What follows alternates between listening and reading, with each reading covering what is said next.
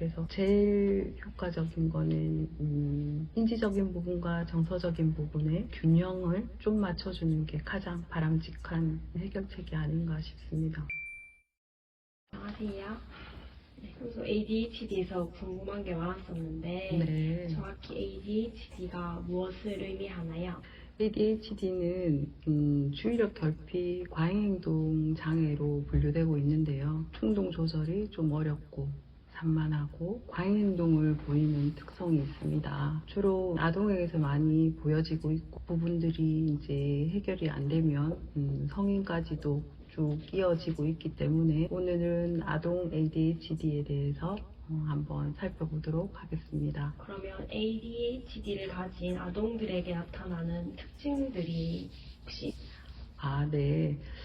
크게 세 가지로 나눠볼 수 있는데요. 첫 번째는 과잉행동, 그리고 두 번째는 주의산만, 세 번째는 충동성, 이렇게 크게 나누어 볼 수 있습니다. 과잉행동은 가만히 앉아 있지를 못하고 불필요한 움직임이 좀 많은 것들, 그리고 주의산만한 부분에서는 주의를 기울이는데 좀 어려움이 있고 집중력이 좀 부족하고 이해력이 저하되어 있을 수 있고요.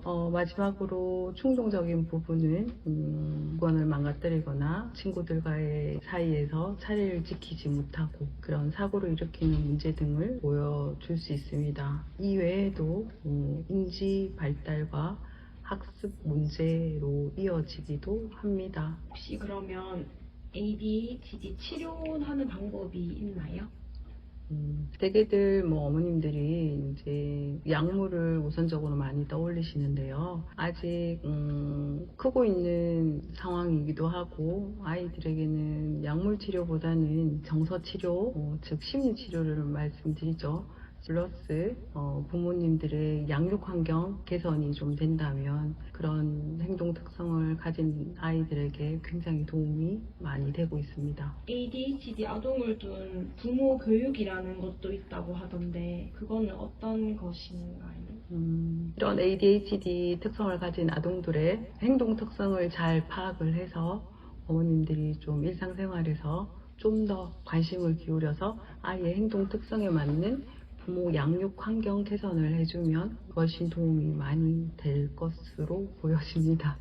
주의 집중 측면에서는 주변을 정리하는 방법, 그리고 한꺼번에 많은 지시를 내리기보다는 지시사항을 좀 단축시켜서 효과적으로 지시 내리는 방법 등을 들 수 있고요. 충동성을 다룰 수 있는 부분에서는 감정을 좀 적절하게 표현하고 해소할 수 있는 방법 등을 양육 환경에서 보여줄 수 있으면 좋을 것 같고요. 그리고 마지막으로 과잉 행동을 조절할 수 있는 방법들은 스티커 주기 등을 통해서 부정적인 행동들을 좀 소거할 수 있는 방법들, 그런 방법들을 일상생활에서 좀 활용하시면 이런 ADHD 행동 특성을 보이는 아이들에게 많은 도움이 될 것으로 보여집니다. 예를 들면 약속된 시간이 다 되어가네. 이 시간 엄마랑 약속된 시간 지킬 수 있겠어 해서 그 부분에 있어서 이제 적절하게 이제 수용이 되면 스티커도 주면서 거기에 대한 보상도 해주면서 스티커를 몇 장 모아서 또 자기가 하고 싶은 것들로 좀 채워가는 방법. 그러니까 아마도 이제 부정적인 행동이 보여서 자꾸 부정적인 피드백을 주기보다는 잘하는 행동에 대한 이제 긍정적인 피드백을 주면서 긍정적인 행동이 좀 더 강화될 수 있도록 해주면 아이들에게 좀 더 효과적인 방법이 아닐까 싶습니다. 그러면 혹시 ADHD는 어떻게 진단을 받을 수 있나요? ADHD 그 요인으로 여러 가지 이제를 볼 수 있는데 타고난 생물학적 원인, 그리고 심리 사회적인 환경적인 요인, 양육 방식 크게 세 가지로 나누어 보는데요. ADHD를 진단하고 판정하는 데는 보통 종합 심리 검사를 많이 활용하고 있고요. 심리 검사 소견을 통해서 ADHD 유무를 판단하고 있기는 합니다. 어렸을 때부터 유아기, 미취학 전에 이런 아이들의 행동 특성에서 많이 보여지는 과잉 행동이라든지 산만한 부분, 그리고 충동 조절이 잘 안 되는 부분, 이런 부분들이 이제 관찰되어지면 반드시 이제 종합 심리 검사를 하게 되면 인지적인 부분을 좀 볼 수 있거든요. 인지 발달도 좀 이런 행동들로 인해서 드디 발달이 되다 보니까 학습적인 문제도 생겨지게 되거든요. 이 기준 판단이 조금 모호하긴 한데요. 이런 ADHD의 전반적인 과잉 행동 그리고 주의 산만, 충동 조절이 잘 안 되는 행동 특성을 보이기는 한데 분명 인지적인 발달이 또래보다 좀 못 미쳐도 이런 행동들을 보여지거든요.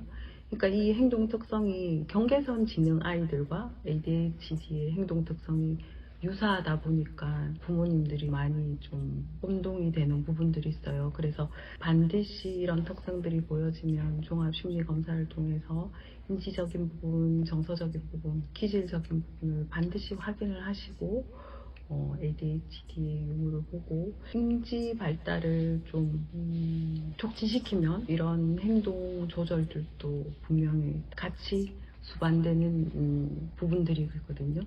그래서 제일 효과적인 거는 인지적인 부분과 정서적인 부분의 균형을 좀 맞춰주는 게 가장 바람직한 해결책이 아닌가 싶습니다. 그러니까 아이들이 태어나면 인지 발달, 정서 발달, 신체 발달이 균형을 이루어서 고루고루 같이 발달해 줘야 되는데 이런 발달들이 균형을 이루지 못하면 분명 문제 행동을 보이는데 ADHD는 인지 발달과도 굉장히 연관이 많다는 거. 그래서 인지 발달이 잘 이루어지고 있는지는 꼭 확인해 봐야 될 것 같습니다. 그러면 ADHD 치료에 미술 치료도 가능한 건가요?